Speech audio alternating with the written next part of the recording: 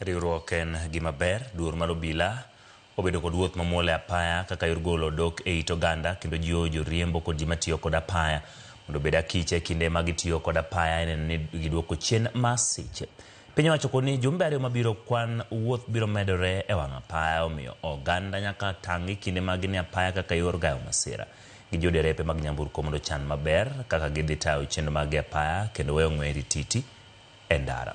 Chenro ni gero chiwo puonj makende ma temo chiwo ng'eyo ne jogo matiyo kod apaya kendo bedo makare e ndara kinde ka kinde. This December is, can we travel safely?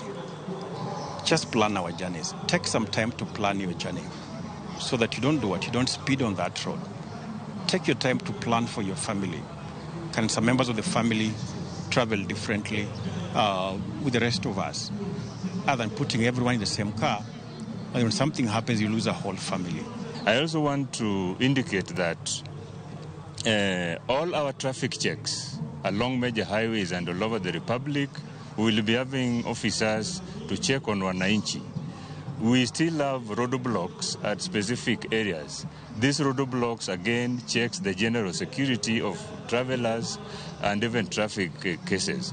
Therefore, we also urge wananchi, where there is a problem in the vehicles, public service vehicles they travel with, they are free to report even at those roadblocks and the traffic checks, so that all of us become responsible. I want to take music to Kenya, this message of road safety during the festive season through music.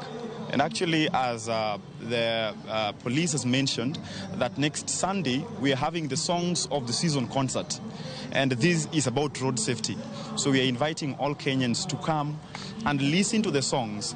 And throughout the festive season to January, these songs will be played on our media stations. And that is one of the ways we are going to reach a bigger audience.